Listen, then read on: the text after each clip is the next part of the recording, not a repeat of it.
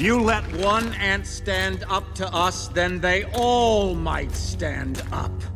Those puny little ants outnumber us 100 to 1. And if they ever figure that out, there goes our way of life. It's not about food. It's about keeping those ants in line. That's why we're going back. Does anybody else want to stay? Let's ride!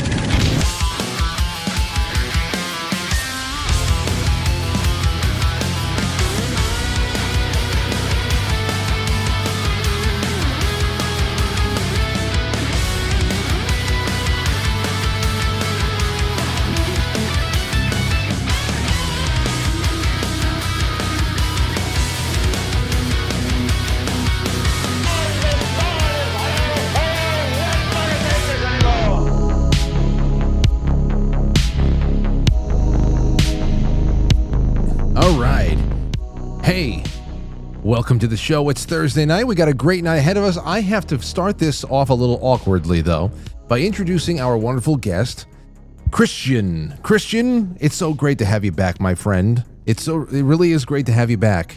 Now, can I ask you a question? Always. Can you go and let Matt in?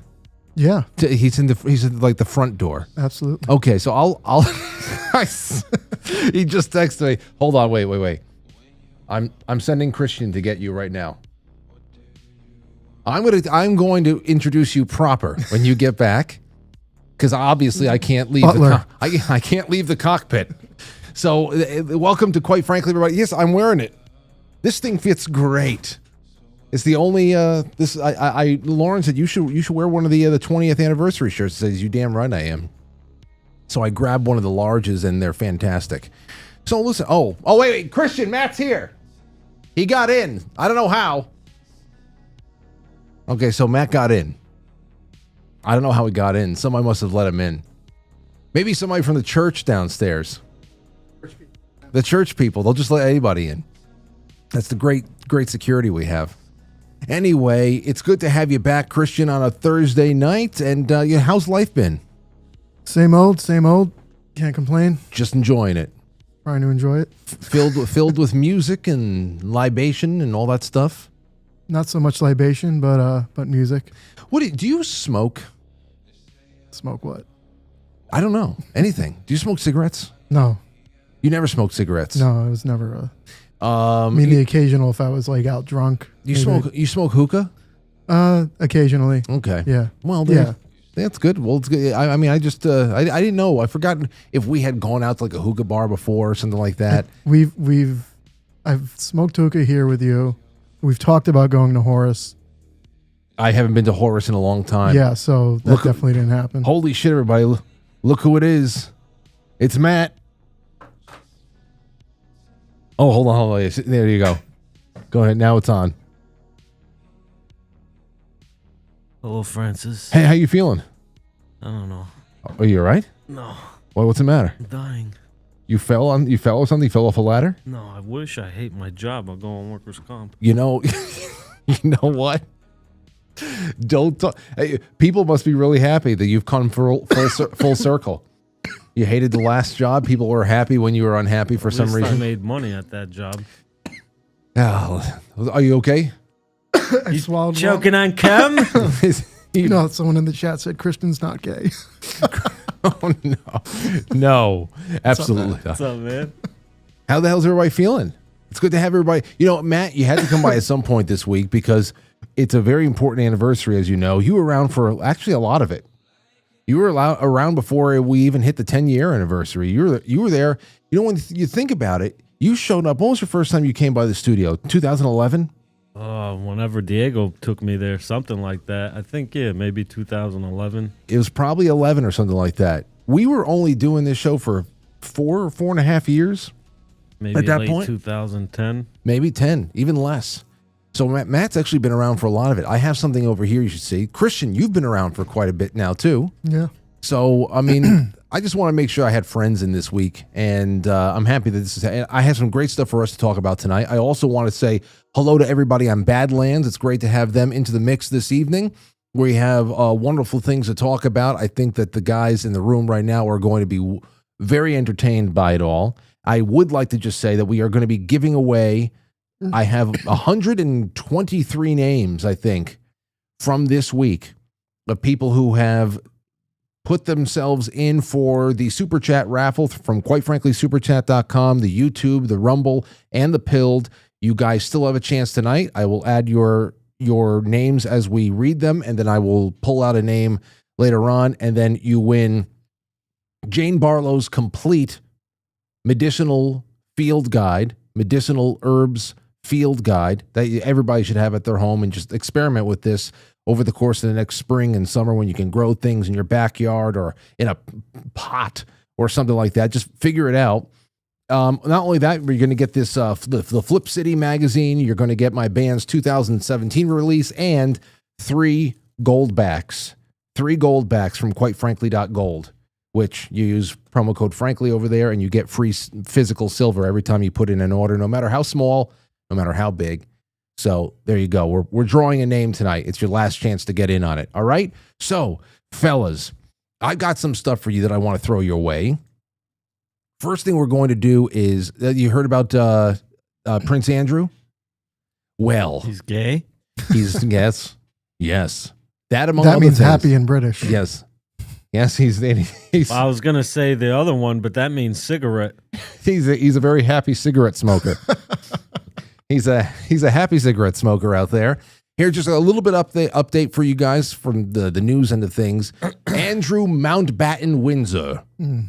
He was arrested on Thursday morning on suspicion of misconduct in public office. What's his last name? Windsor. You said something else. Mountbatten Windsor. It's a hyphenated. Yeah, he's definitely gay. He didn't want to take the man's name. He wanted to keep his maiden name. A lot of women go hyphenated these days because they don't want to let go of their name. So that's what he did. So he's being investigated for misconduct. Essentially, they said that he's actually shared sensitive information with Epstein when he was a UK trade envoy. That probably, I haven't read too deeply into it, but I will over the course of the weekend, probably has something to do with what we were talking about with Jason Burmis about Epstein's actually more unspoken or understated gig, which was not just financial stuff and compromise and all that, but also weapons dealing. Mm-hmm. And that's probably where Andrew came in on a lot of that. So there's one. We'll see where all that all goes, see if he coughs anything up, or if he continues to tell people that, no, it's impossible for me to have been with that girl because I don't sweat. I can't sweat. Did you remember that? Yeah. Do you remember that? I believe so. The one of the girl, the blonde girl. Yeah. Is he the one they're just going to make an example of? I mean, is that really what it is? Well, it seems like he's like the outcast of the family right now. Yeah. So and easy low-hanging fruit. Yeah. Out of all the vampires in Buckingham Palace, I guess he's the easiest to cut off. I'm the one who doesn't brush my teeth. Yeah. Well, that's the other thing. That's why I loved that interview. Look at me chompers right here. Should go to jail for that alone. It was the testimony of one of those girls that was like, yeah, well, he was dancing with me. I had to dance with him that night. And it was like, he was really aggressive with his dancing. And I just remember feeling his body sweat and all that stuff and whatever. And he's talking like to the BBC or something. Well, it's not possible.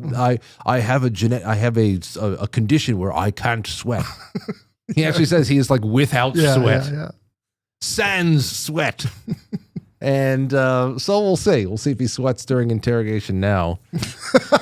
And there's that. So I also have a little bit, Matt, you were on the last time we jumped into this topic. Were you with me when we were talking about Neil deGrasse Tyson, talking about what high school and college sports how they should test people now? It shouldn't just be girls sports and boys sports.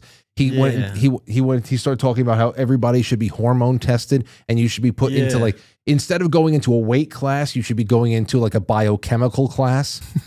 Like fucking, you're talking about this guy, I guess he's high IQ, but what he has put his intellect toward is like mid-wit heaven. Yeah. It's incredible. Listen to this, what he said to, again, he's pushing this bullshit with Bill Maher. Listen to this. You got to think with more Martina Navratilova. What do you mean I have nothing? What do you mean? A beef. She has beef with you. Why does she have a beef with me? Because you think like guys with dicks should get in the women's swimming pool, basically. Well, whatever got clipped and reposted, I don't know. But what I said was that in this emergent space where you have people expressing themselves on a gender spectrum, and you want to now compete in sports, that's still a frontier to be solved. No, it's not. And I don't have the answer, but I can suggest one, whether or not it'll work. Maybe we don't compete by gender anymore. We compete on hormone ratios, okay? There was a woman who had uncommonly high testosterone levels, and they wanted to disqualify her because of how manly she was when she was born a woman and competing as a woman. And whatever. She was born as a woman, competing as a woman.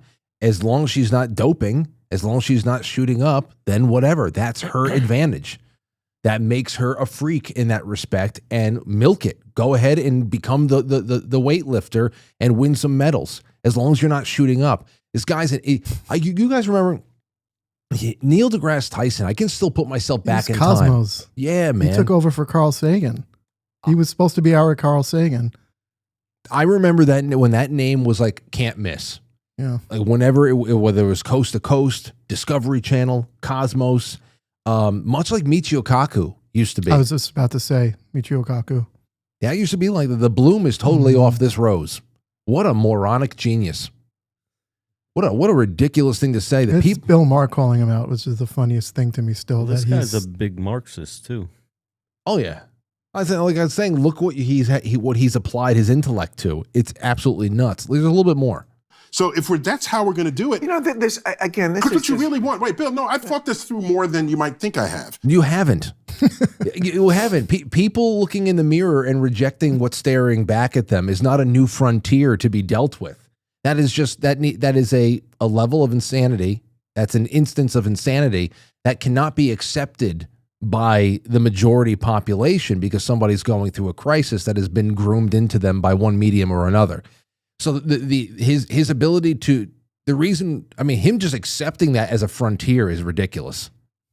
Oh. So what you really want is an interesting contest between people who are similarly talented. The least interesting Super Bowl you could ever watch is a blowout by halftime. See, what we agree on is that there are anomalies in human nature, whereas yes. The vast majority of people, I'm sorry, are still male or female. And certainly every cell in our body is dictating one of those other sexes. I mean, obviously the hormones are. Yeah. Obviously also I make sperm and other people make eggs. That's what hormones do. Yeah. You can't deny that. Okay. I make sperm. Okay, I make sperm. Okay. You see, in Neil deGrasse Tyson's world, before you run the big race, you're going to have to blow a load into a cup. And whoever has blow a load into the cup. Okay. Blow a load into this. We're gonna see who has the biggest load, and that's gonna determine where you are on the track. You can get better track placement. Go ahead. Has everybody blown their load yet? But as liberals, I think agree. I can't listen to this shit anymore. Anyway, I mean, I don't take Bill Maher seriously, bro. Like, he's goes wherever the wind blows. I feel. Yeah. Well, he does. He's always been pretty good on free speech. He's always been pretty good on being honest about Islam. I mean, he deals. Yeah, I mean, there's a little bit of that, but he's no friend to any religion. But at least he doesn't play the games of only piling up on the Christian. He talks out of both sides of his mouth, though. I feel, he complains about the woke left, but like he's part of that. He was part of that. He contributed to that atmosphere, and now he's like, oh, we got to calm down. And now he's having Neil deGrasse Tyson on to argue with him. It's like, bro, you created this. You helped create this type of thinking. Well, like you said, propaganda. You were part of that. He allows himself to drift with the crowd and then adjusts and calibrates so that however bad or however reasonable the crowd gets, he wants to be like the bellwether for, some kind of like a I don't know. Just he wants to ride the edge, or he wants to be the voice of reason if it gets too crazy. Yeah. And like he's always adjusting. He's never just there's no. I get what you're saying. It's like he had RFK on his, what is that, Club Random, right? It's podcast. He had RFK on, and then like 2 weeks later was talking shit about him on his HBO show. So like, which one is it? You're saying how much you respect somebody, and then you turn around. It's just gross to me. You know, there's no conviction in it. No, there's not. And especially with the guy he's sitting across from, these people like to talk about, especially Neil deGrasse Tyson, they'll go on and on talking about, with incredible levels of certainty, about how the world was 1 billion years ago. Mm-hmm. Like they'll start putting their expertise on a timeline of billions of years. That's how much he knows that he puts out there. But in 2026, after thousands of years of recorded human history, for Tyson to sit there talking about new ways of categorizing men and women as if we were just lottery winners, to have been born at the perfect time to witness a new evolution of the species is so brain dead. It's unbelievable. Well, it'd be interesting to know who's funding him to say these things at this point, too. That's what it is. That always comes down to that, right? Yeah. It should be men sports, women's sports, and then there should just be co-ed. And that's where the trans people can go. Intersex. Yeah, I guess. Someone told me that someone proposed it and then no one wanted to do it. What? Like an intersex league. But like no one was willing to like try out for it. You should just do co-ed. Then you'd be your own co-ed if you were trans. Right. You'd be both. You'd be like this. You'd be masquerading as both, and you're like, I'm one vote for each. Yeah. I don't know. Hey, you guys remember that movie Ladybugs with Rodney Dangerfield and Jonathan Brandis? Mm-hmm. Great movie. I used to watch that movie a lot when I was a kid, and then I watched it again a few years ago, and I could not believe what the hell we were watching as a kid. Especially the dressing room scene. A lot of those movies are like that, though. Bro, I was just saying it the other night. Like how we were groomed as kids. The first time I watched The Professional as an adult, it was very uncomfortable. Yeah. Natalie Portman stuff, very uncomfortable. The flirting and all very that shit. Gross. But I mean, you go on YouTube later on and just watch the dressing room scene in Ladybugs. That kid's dead, I think, right? He killed himself. Yeah. Jonathan Brandis. Probably from being in Ladybugs. I don't know. Nah, he's also in Sidekicks too with Chuck fucking Norris. I watched Sidekicks. Yeah. I watched Sidekicks again last year. Great movie. It's great.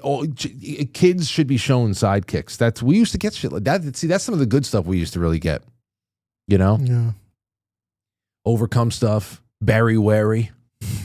With Joe Piscopo in there. God. Ridiculous. Yeah, Joe Piscopo. No, he was funny. He got funnier the more I got older because he's just ridiculous. And Joe Piscopo. Anyhow, so that's on the Neil deGrasse Tyson front. Now to New York. Boy, oh boy. The other speaking galaxy. Speaking of hormones. Speaking of hormones, take a look at this. Here's Mayor Mamdani.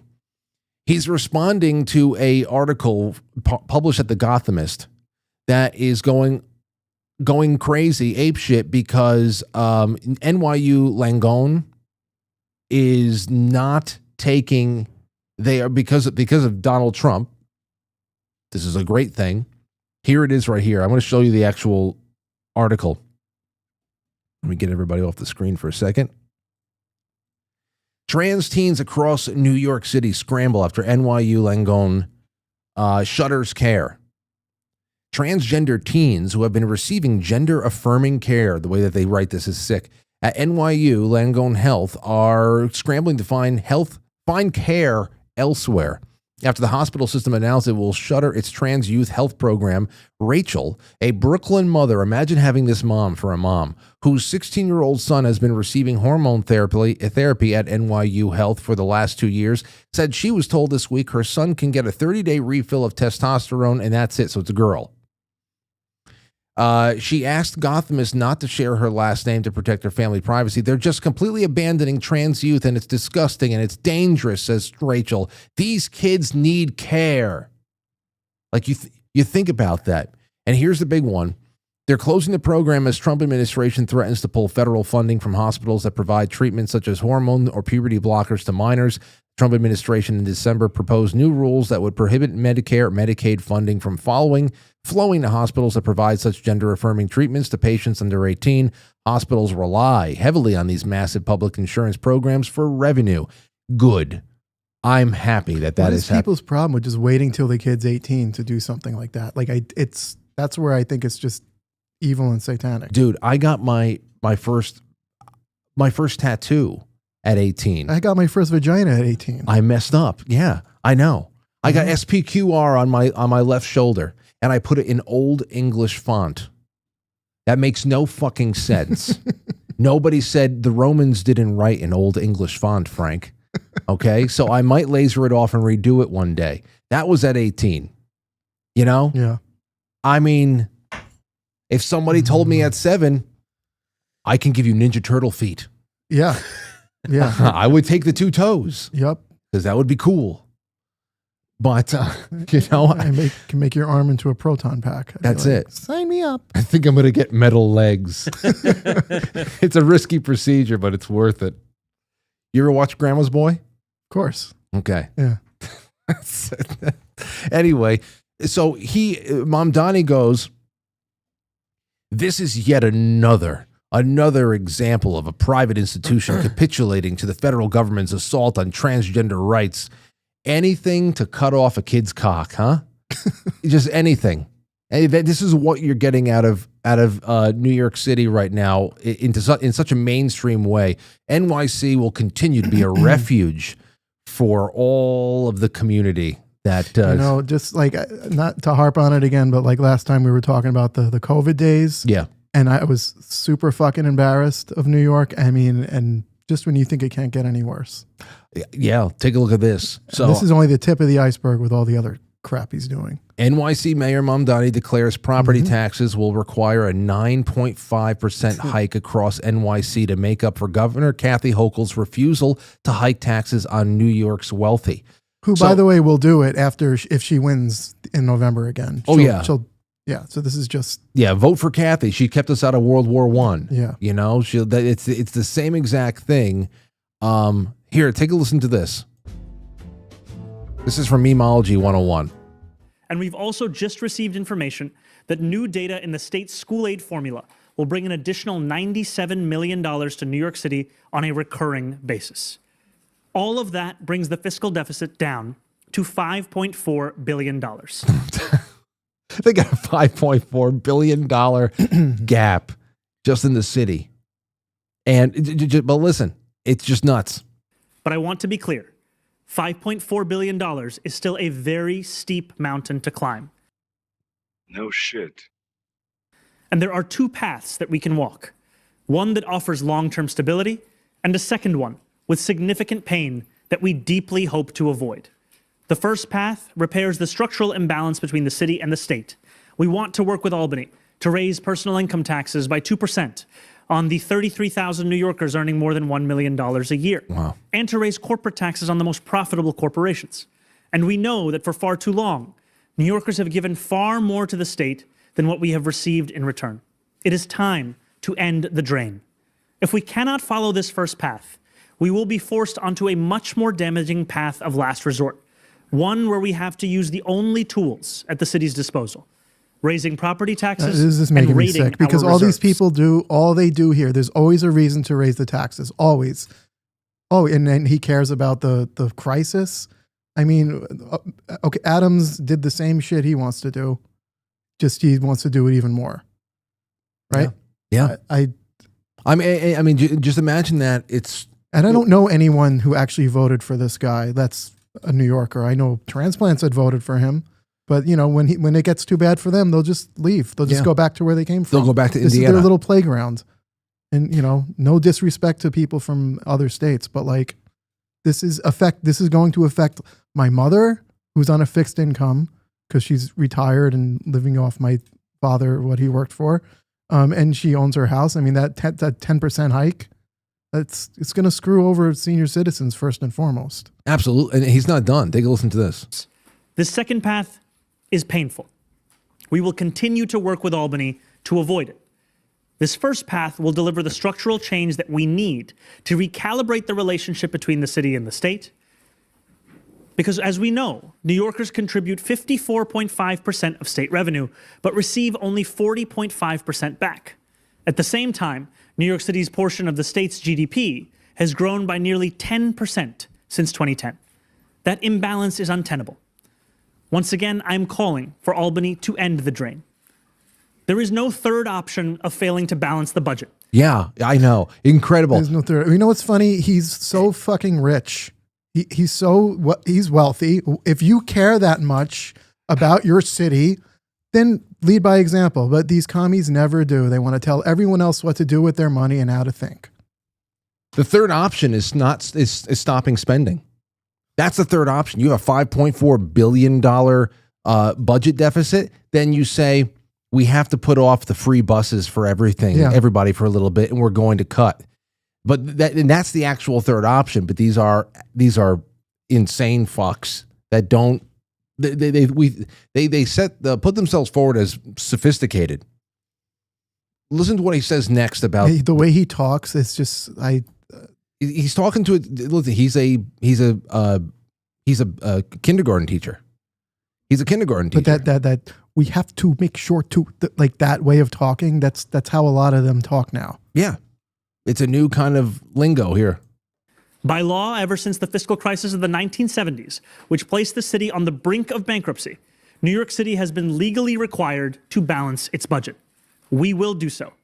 If we cannot pursue the first path, the only option we have remaining is the second path. At the heart of this path is a property tax increase. This would effectively be a tax on working and middle-class New Yorkers who have a median income of $122,000. Which is nothing. That's nothing. It's nothing. And he knows it's nothing. He knows it's nothing because he has way more money than that. Nothing. And they always start, and they start with like, we want to tax the million, and they go down to like 600,000, and they go down to 500. They keep going down until you're making 50,000, and they're taking that too. And what is he saying? I want the state, I want Albany to steal from the rest of the state to keep this ridiculous cesspool afloat. Yeah. And no, it's not. There's a little more.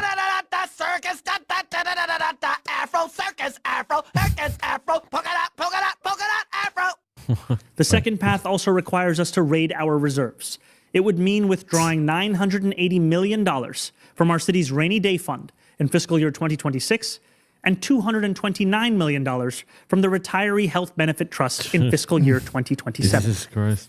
These are steps that have been taken before, but only in moments of extraordinary external crisis.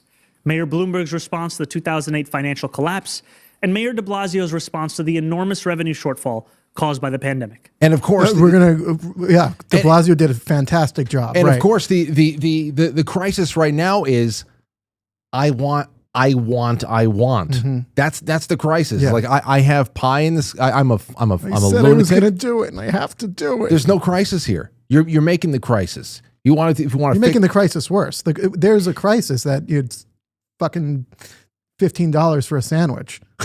Dude, he dropped, and you know when he dropped that line in there, the phrase he said, and we're going to tax, of course, profitable corporations. Now that is a total mind war phrase meant to trigger the red diaper doper babies into a 1984 style 2 minutes hate. You know how in 1984 everybody had a 2 minute hate, and they all screamed about Goldstein, this character that they created for everybody to hate. And why'd they give them Goldstein? So that everybody, it serves a way to redirect all of like the negative feelings away from the party.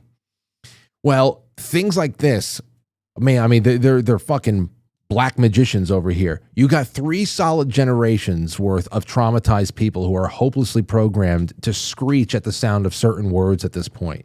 And as long as people screech, those negative feelings of not getting what they were promised is redirected away from the party and toward the people who are holding back progress. And near the top of the list of those trigger words are profit and corporation. So imagine the 1-2 punch of saying profitable corporations to a bunch of seething have-nots who just voted for a commie. I mean, they're like, yes, tax them, crucify them. That's all you get out of people. Like, they kill Gordon Gekko, when really a profitable corporation is really just any business who is lucky enough to be making more than what they're spending right now. I'm incorporated. I'm one person. Me too. LMN LLC. We're corporations. I try explaining that to people, and they're like, "No, but you're not. No, they're talking about blah blah blah blah." I'm like, "No, they're not. No, they're not. They're not, because maybe the really wealthy corporations, they'll just leave, and then he's going to come for everyone else, which he's starting to do. They're setting up what they're going to do, which is this 9.5% thing. That's just the beginning. I don't know. Well, who's going to run the glory holes if it's not them? What are they going to do? Is it Joe Montana? Glory holes again? Come on. Joe Montana, you remember? He would never. Okay. Who would be more likely to run a glory hole, Joe Montana or Steve Young? Steve Young. Okay. I knew you were going to go there. You would never cross Joe Montana, ever. New York State just awarded $16 million to advance a historically black community in New Rochelle last week. I saw. So, yeah. What community? I don't know. There's a community inside of New Rochelle that's historically black and needed $16 million to finally get ahead. Right. And they won't even get $2 million of that. So if they get the full 16, in mark my words, in the year 2036, 10 years from now, that's crazy. That's what the number is going to be in 10 years. It's going to be 2036 in 10 years. The only normal years that will ever sound normal to me is like 4 years away from the Great Reset. Dude, it's just nuts. Anyway, in 2036, it'll be $32 million to once again try to advance the communities in New Rochelle. See, I don't see that's the whole thing. Like, I don't give a shit. You want to go and do that. You see it part of a town or a city that needs a little bit of spiffing up. Then good, fine. But organize a bake sale. Set up a lemonade stand. Do bikini car washes. I hate that even a penny of what I work for has been thrown into these mongrels little playpens. I can't stand it. And it really is not one of those things where, well, you choose to live in New York. It's common, guys. This is in New York. It's expressed a little bit more. It's expressed a little bit more on the ground in the local politics, because they have a little, big cities, those blue cities in your red states. They're doing shit like this. I got a lot of friends who live near Austin that tell me what's going on in certain parts of Texas. Trust me. So this is something that we're dealing with all over the planet right now. It's just one of those things. Like, what's the point? We're gonna have to stand and fight at some point. Whatever the hell that fight looks like, I don't know. Anyway, take a look at this though. Somebody put this out here. A woman was heading to New York for one night. I don't know where she was staying, and she put up on screen what her receipt looked like at wherever the hell she was staying. Take a look at this, which I think is pretty interesting, because if you look at the actual cost of the room itself, one night, $133. Where was she staying? A hostel? Where the hell can you stay for $133 somewhere in New York City for a night? It must be like a YMCA. Yeah. But look at all the taxes and fees. The New York City tax, New York State tax. There's the Jacob Javits tax. There's the occupancy tax. There's the urban fee tax. I guess that's like the poop removal from the sidewalks. And then there's just an urban fee. It's insane. So wait a second. You get an urban fee and then you get taxed for having to be feed? Having insane. A fee. You heard about what they did in New York City with like Grubhub and all those companies? They've recently, right? Yeah. They've put like they say it's going to go to the workers, but it's like a $15 of tip money. So like if you're ordering like a hamburger or something, you're paying close to $40 between the Grubhub fee and the taxes. I saw that today. They're at, I think it's like a $21. It's insane. $44 some shit, some weird, just crazy number they just threw out there. That's being applied and added on to in Westchester. No, in where I'm from. Oh, so you just saw it posted? I saw it somewhere. Yeah.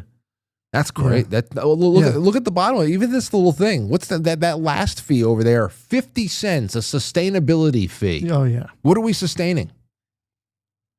55. Wokeness. It's so crazy with the sustainability. Is that an environmental thing? Because New York City, it's run by all the people that say they care about the environment, but it's like filthy. So you're not doing your job. No, you're not. No, it's not. There's nothing being done there. It's a big scam. Everything's a scam. Everything is a scam. I don't know. I had to talk about this with you because obviously, wow. You know, Yeah. but I told my mom, I'm like, move to Long Island at least. I want her. I would love to get her out of the state, but she, it's the home. She knows the house. yeah, I feel your father here, that whole thing. But I'm like, you're going to be paying, if this passes, which it probably will, you're going to be paying nearly 10% more on your property taxes. I wonder what the hell the deal is with leaving New York. Like, I know that especially if you're a business owner in California, they hit you pretty hard for getting up and leaving. But how? How do they legally do that? Who can probably call in and tell me if they're watching out there are my friends Pat and Gina from Blue Monster Prep, BlueMonsterPrep.com. They were, when I met them and they started, we signed up with each other as affiliates and partners so that we had our survival gear and all that stuff. Wonderful company. But when I first met them, they were California based. And in the middle of our working together, like in the middle of like the first year and a half of working together, they said, we got to get the hell out of the state. And I think that they went to some neighboring red state. I don't know if it was like an Arizona or a Texas or something, but they told me that the fight that they had lined up for them still a couple of years ago against the state of California and the bill that they were saddled with was nuts. Like, so not only do they want to keep you in state so they can just leech off of you like vampires, but if you actually have the will and you actually plot and a plan to get out of there. Like if I had a real nice core of friends and family that were like, yo, I think we should all get out of here. Yeah. And I'm just like, I had my parents and some in-laws and all that stuff. And everybody was just like, are we really doing this? Oh, I would love to go on that adventure with people. Yeah. I really would. Yeah. But some states, I don't know if New York is like that yet, because there's been plenty of people who have taken their retirement and gone to either the Carolinas or Florida or Tennessee, someplace where there's no state income tax. Tennessee is probably where I would go if I had a choice right now. Florida's. I love Florida. The funny thing, man, is whenever I tour and we hit those states, everyone's like, well, how are you surviving in New York? You wear too much leather for Florida. Right. What are you going to do in the summertime? You can't wear leather down there. I don't know, man. I'll have to gets make like a cold there, leather man. thong out of it or something. My leather thong. Yeah, if you live like in the Tampa area and stuff like that, I love Tampa. 30s, 40s. I have some friends around St. there. Petersburg, like all those. Got friends down in Vero Beach. I got friends in Cocoa Beach. I got friends. I would love just go on a tour down there. Just if I did a Quite Frankly tour just in Florida and the Carolinas alone, it would be really awesome. There'd be a lot of people that would come out. I think. Yeah, that'd be fun. I just want to go to some beaches, man. Yeah, I want to kill a manta ray. a manta ray. I want to ride a manta ray. Like, I feel like a manta ray is one of those things where if you sat on top of it and you crop that out and say, I want to ride a man. I want to ride a man. I feel like a manta ray is one of those things where if you sat on top of it, you saddled up, and if you said like a magical phrase, it would start to fly, like in the air, like you'd have like, and then you can have one of those like Aladdin montages where you're flying through the clouds at night and you're singing on top of your flying manta ray. Over South Carolina. Yeah, over South Carolina. Caller, you're on the air. Go ahead. Hello. Who's this? Is this Frank? Yeah, who's this? Hi, this is Patty. Patty. I thought I would just call in and see if I could get through. Well, I'm not taking calls yet, but I saw you and I thought you might be somebody else. But either way, it's good to hear from you. Oh, well, I figured you weren't on yet, but this is the first time that I've been able to watch your show live in a while, and I just thought it was just something I felt like doing. Well, so Patty, I just wanted to say hi, and I'm watching. it's great to hear from you. Out of everything that we've talked about so far, anything that you want to comment on real quick? Not really. Okay. I just listen. Got you. I just listen mostly. Just wanted to say enjoy. hi. Yes. Okay. Just wanted to say hi. Well, it's wonderful You're to have doing you. a good job. Thank you. Thank you. It was Okay. nice you to have have a good night. you too, Patty. It's nice to have somebody just knock on the front door. You come in and have an Entenmann's cake. Entenmann's. Hey, what? Oh, there you go. Oh gosh. Hey, okay. If you were gonna have a What coffee, a delightful caller. yeah, very delightful. We're gonna take some calls a little bit. I have a lot of other things to do here too. But let me ask you something, Christian, and then we'll go to Matt over here. If you were having somebody over for coffee and cake, and you were going to be serving Entenmann's cake, what Entenmann's cake would you serve? Oh, man.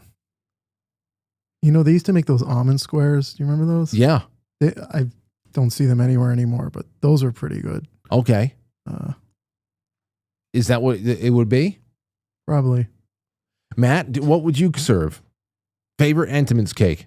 You know that chocolate one they have with the vanilla frosting, and then it's got the like chocolate drizzle on top of it or some shit? Yeah. That one. And now, I is like it a that chocolate cake? The inside is chocolate. Okay. Well, listen, one of the best ones, they have a couple of different things. There's the yellow cake with the chocolate frosting. That's a good one. That's a really good That's one. a really good one. Classic. There's the chocolate cake with the chocolate frosting. They used to have the chocolate blackout cake, which came in a circle, and it was so damn rich. It was great. Their donuts were great too. The chocolate frosted donuts. chocolate frosting, and then there was like a coffee cake one, and yeah, I like the chocolate frosted and the powder. Their coffee cake is great. Yeah. That was definitely something. But I'll tell you, and we've talked about it on the show before, if I am serving something up to people, maybe one of the chocolate cakes, but their banana cake. They had a banana cake where the cake is like, I think it's, banana breadish kind of a thing, but up top it was fudge striped with some sort of like a yellow banana icing as well. So damn good. And then one that they discontinued a long time ago that was only ever available in the summertime. That would have been a perfect thing to serve to somebody on a Saturday night, a Friday evening on a July when you can hear the crickets coming through the side porch, is the Metropolitan cake.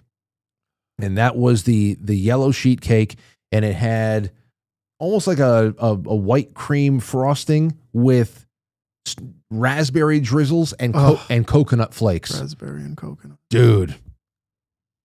So there you have it. That's why I just said, stop by, say hello to us all. Okay, everybody. Stop by for a cake. So I'm going to read some super chats. We're going to have you guys call in if you'd like. I want to see what's going on. And then we're going to jump into something else right over here. Let me see the super chat so far. Winard Air Show says, hope to see the OKC Yankees soon.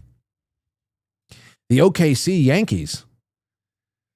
Jay Britt says, the 20 years and 1 day of Frank assaulting the interwebs. God save us. Hey, Matt. Hey, Christian. I got to show Matt something. We're going to show Matt the only footage of the PCP show, the Portchester Paranormal show that actually survived. Found some? No, it's just behind the scenes footage, which makes me makes me so upset that we don't have more. So it's good to hear from you. Everybody sent me a message about that shit yesterday, actually. What do you say? He was just talking about like one of his boys wants to is going down a rabbit hole and wants to start doing it, and he's like, it made me think all the places we went, this and that. It was a good time and whatever. I mean, I would. Too old for that shit now, bro. What do you mean you're too old for that shit? I get caught walking in an abandoned building at 42 years old, man. Well, first of all, there's only a couple of abandoned buildings around here. You'd be going to the same places. You already did those. As far as picking haunted places, a haunted restaurant, a haunted local. You don't have to break laws to everything could be haunted. Yes. Think what about it. Exactly. I know.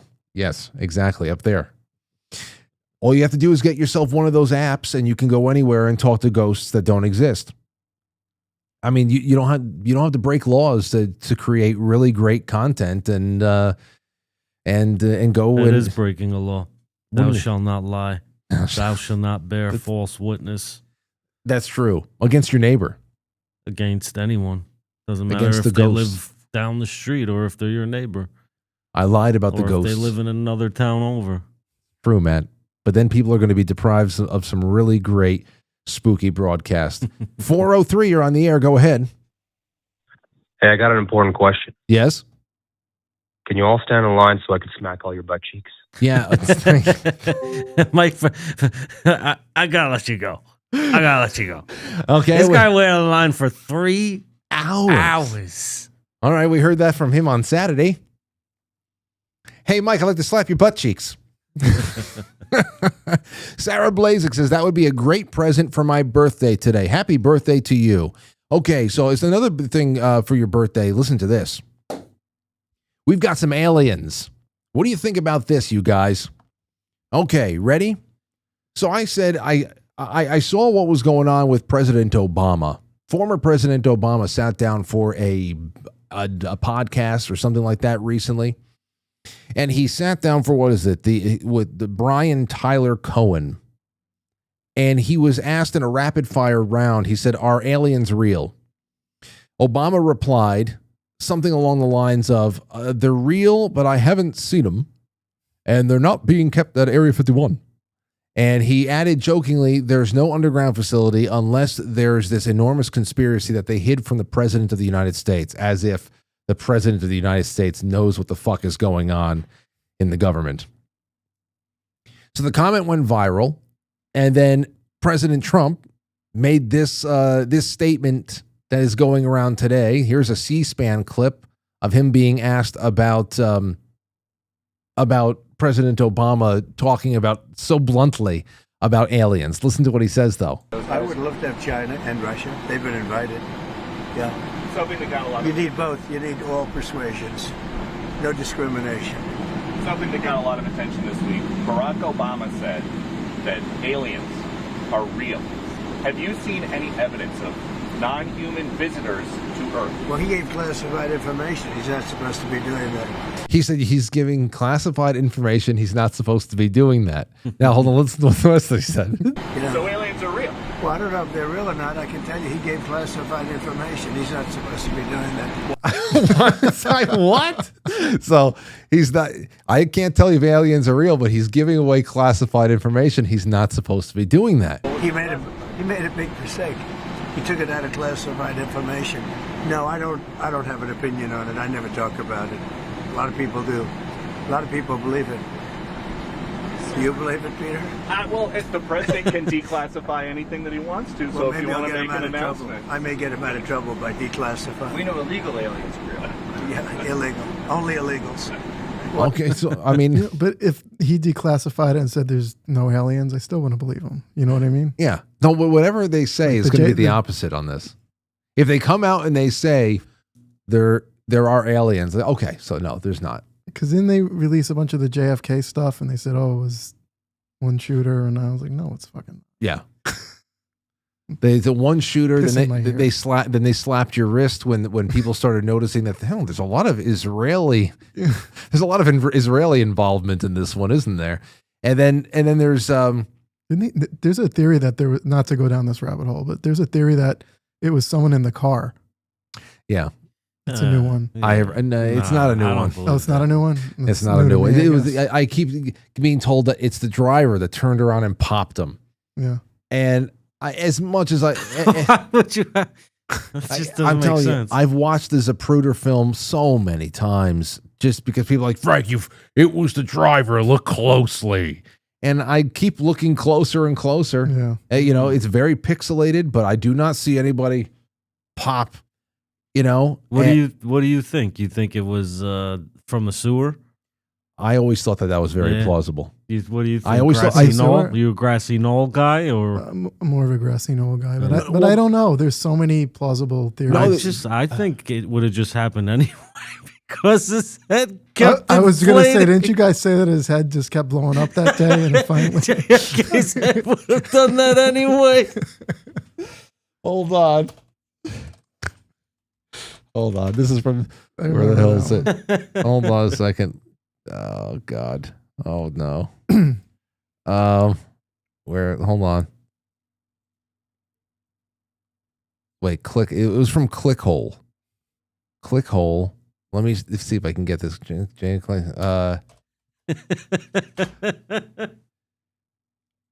Is this it? All right, you're. This is big. This is big. This is from 2017. I remember. Yeah. All right, here we go. And I think you guys should really just strap in when you listen to this. Bombshell. Newly declassified JFK assassination documents reveal that Kennedy's head would have exploded that day regardless of whether he was shot. Conspiracy theorists across the nation have been on edge of their seats. Jeez, you all right? I'm dying.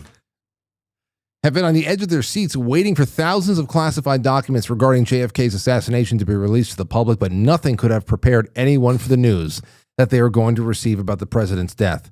The newly declassified JFK assassination documents reveal that President Kennedy's head would have exploded that day regardless of whether he was shot. Wow. This completely changes our understanding of this pivotal event in American history. According to newly released memo from the Secret Service on November 22nd, 1963, the 35th president's head had been gradually inflating all day to the point that everyone to the point So someone's pumping air into it. no, it was just something. I was like, There were a few more pumps. I know. The document further explained that Secret Service members even tried sitting on the president's head in order to squeeze some of the air out of it.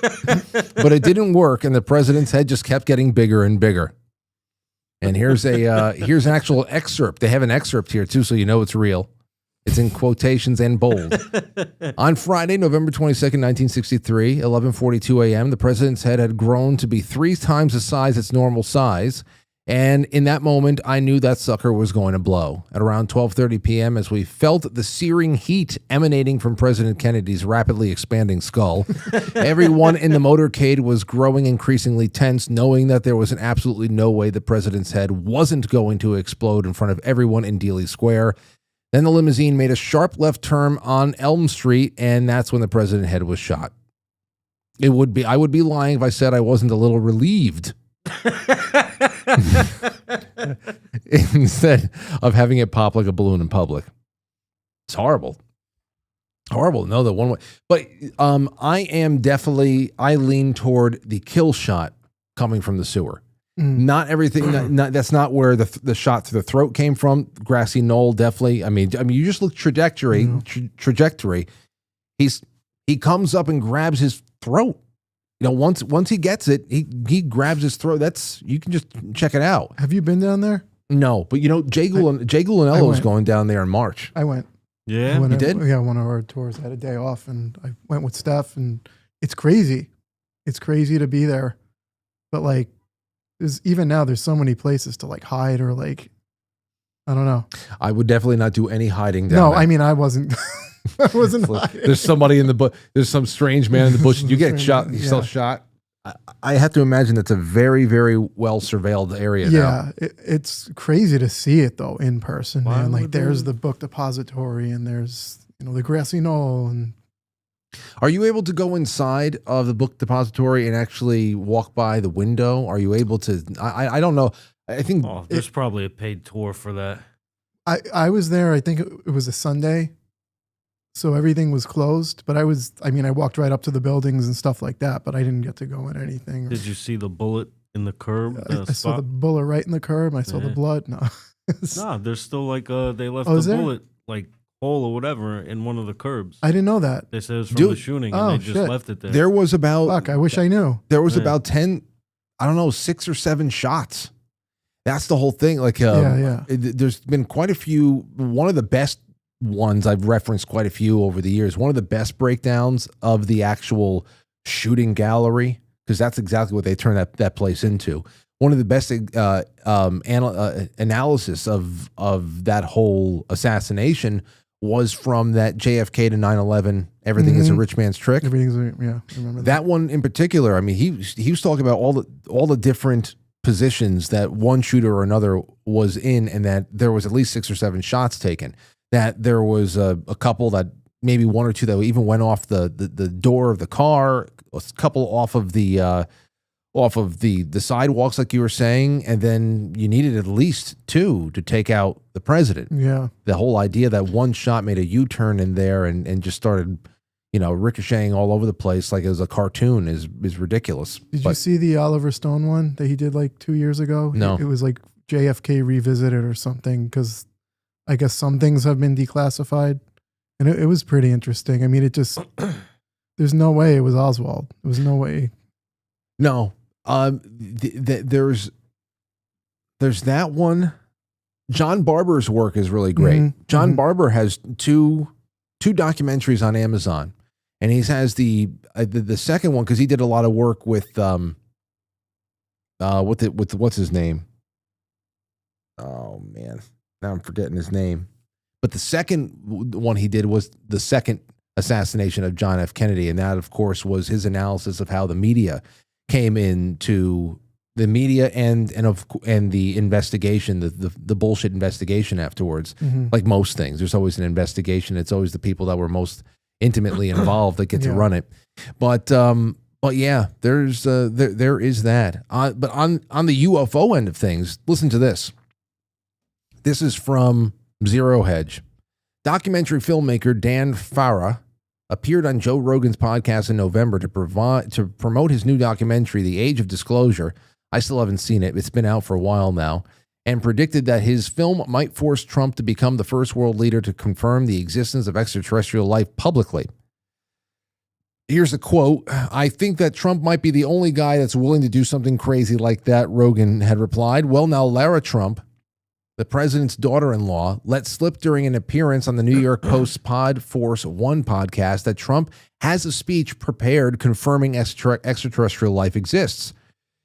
Miranda Devine asked her, "Do you think that he's about to make an announcement about UFOs?" Because President Obama was just on a podcast talking about he believes UFOs and hinting that he saw something when he was president. Well, I said this in my podcast too, Lara Trump began. What's funny is we've kind of asked my father-in-law about this because we're like, well, what do you know? Because Miranda, we all want to know about UFOs. She goes on to say, I think my father-in-law has actually said that there is some speech that he has, I guess, at the right time, and I don't know when that time is, that he's going to break out and talk about, and it has something to do maybe with some sort of extraterrestrial life, so to speak. That's what she said. And I just... the whole idea of governments, it being up to governments to make disclosures on this is just it gets silly to me. I'm still as curious as I've ever been about the mechanics of the universe and all of God's creatures in whatever form they come in, and how you can define them and what their roles are, their origin story, how they travel, all of that shit. But this whole idea about governments being the gatekeepers for us to get knowledge like that, as if it weren't readily available, we would just see it and confirm it for ourselves. I just think it's annoying to me at this point. I think the older you get, the more you realize like the government sucks. It's just silly. Treating us like children. It's silly. It's silly. It actually makes you think that A, there is no aliens, or the government is run by aliens. Aliens and some other kind of biblical beasts, or I have no clue. There has to be some kind of a trickle-down consciousness, some kind of a mothership effect. Have you read the Book of Enoch? I have no. I was going to pick up Timothy Alberino's latest book. He actually did something on Enoch. Okay. What I have read and what I have listened to over the years might amount to something that's significant, some significant amount of information, but I've never gone cover to cover or anything. Why? Have you been reading it? Yeah, it's interesting. I don't remember the terminology they use, but it hints at something that's not your typical biblical angel or demon or anything like that. You know, the way they talk about these beings of wisdom. Matt, what do you think?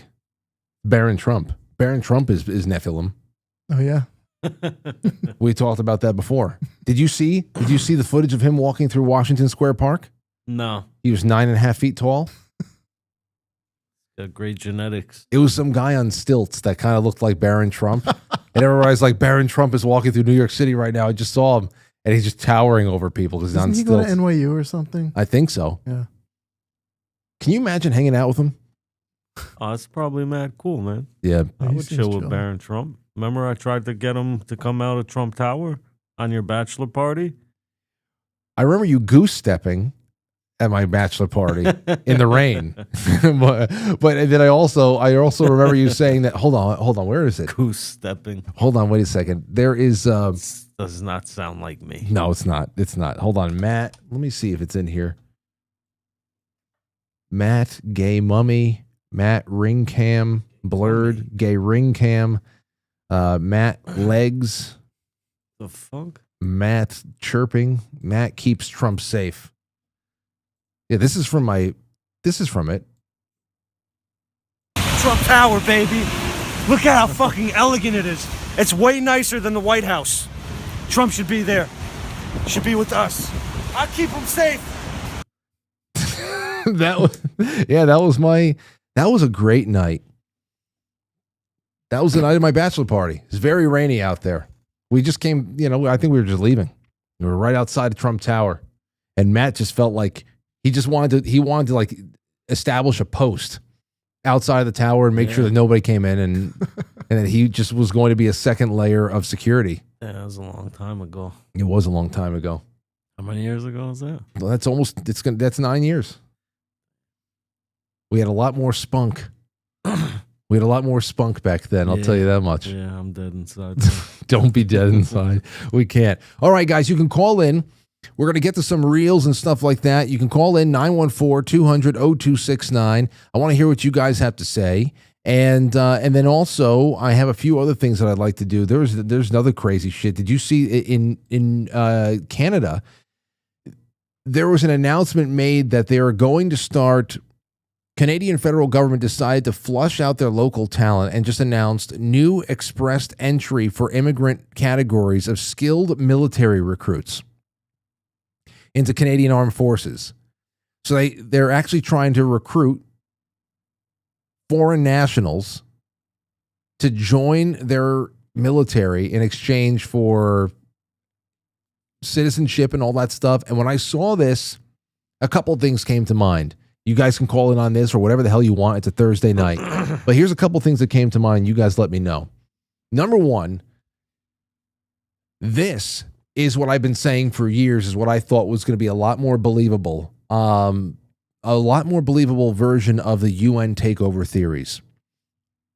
That we were more likely to see hundreds of thousands of foreign nationals inducted into our military service than we were ever going to see blue helmets actually physically patrolling our streets. That it would essentially be a United Nations invasion force, but they would just be wearing American military fatigues at that time. It would have all the trappings of a domestic fighting force with no real loyalty to the Republic or to the civil rights of the citizens there. So that's what I thought. And this is, Canada is actually going in on it. Now, if the right people come into power, no doubt about it, somebody down the line is going to say they understand that we got tens of millions of illegal aliens in this country. They like to deny that. They like to downplay it all because, of course, they don't want anybody to leave because then they have to start all over, and it took 100 years to make it this bad. But aside from that, I really think that it poses a question. If you have a neighboring state, like let's say you're just country A, and country B, your neighbor that you share a border with, is starting to just say, hey, everybody, military-age men, anybody with military skills, if you want to come to my country over here, Country B, join our military, we'll make you citizens. Is there any appropriate action you could take to then physically intervene in what's going on up there? I mean, like, when does it become your business that just make your border secure, right? On the other, you're going to have to, absolutely. But is there no way to protest aside from just voicing your disagreement or sending a strongly worded letter that, hey, can you not amass an international army up there that has no? I mean, it's ridiculous. I mean, they're committing suicide. Yeah, they're sovereign nations, right? So for how long? And then it's your problem. Yeah, no, I agree. It could easily be our problem, but it's like, what? I don't know. Matt, what would you do? I wouldn't let them in. No, but what if it's your next door neighbor? Okay, you're taking care of your country, but in the country next to you, they started just putting out a call for immigrants from all around the world, especially men who have a certain level of how different are they than me? They're very different. I would invite them in and just really, it'll be a trap. You would actually say, hey, come on in. Come in. I want to show you around. Skilled military recruits. Here's what she said. Hold on, listen to her. We're also adding categories for candidates with work experience in transport occupations, including pilots, aircraft mechanics, and inspectors. We've identified these sectors as areas in critical need. Strengthening those helps us move goods across the country and to new markets, supporting trade, supply chains, and economic resilience. And finally, we are creating a new category for skilled military recruits to attract highly skilled foreign military applicants.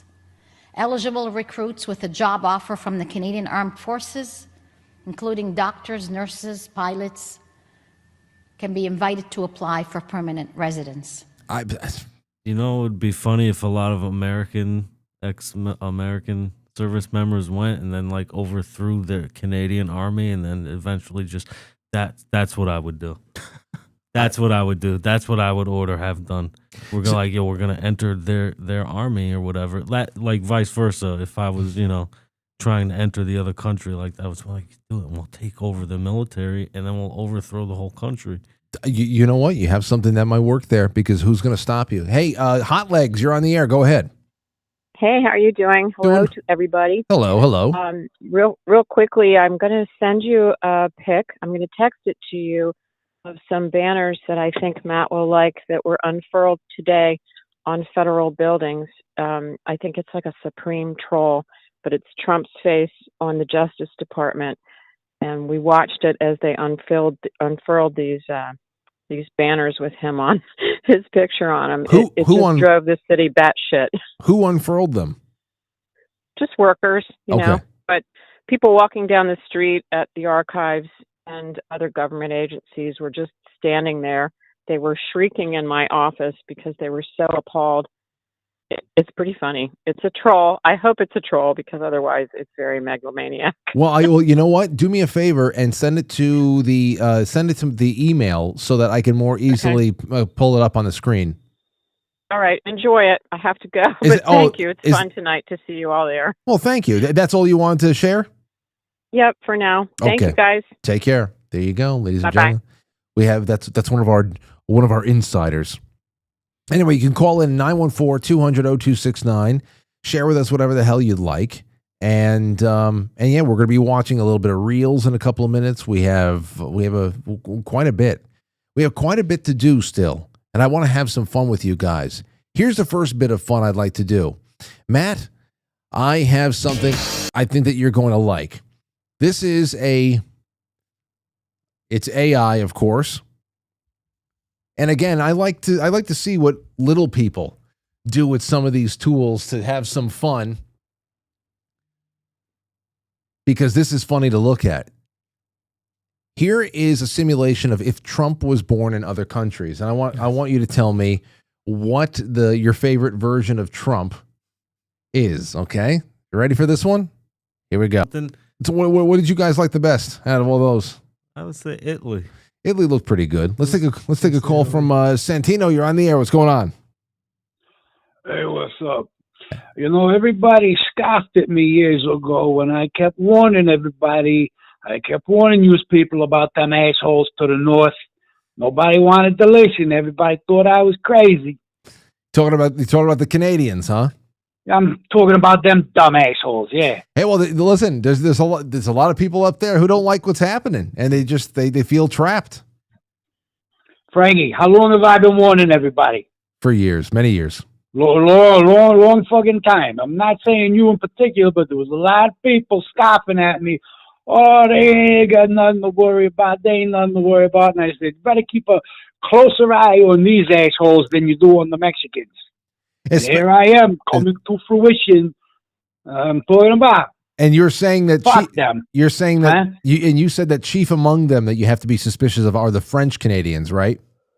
No. That was people calling in and in the chat room. Oh, okay. I don't differentiate. They're both assholes to me. I don't care about the French or the English up there.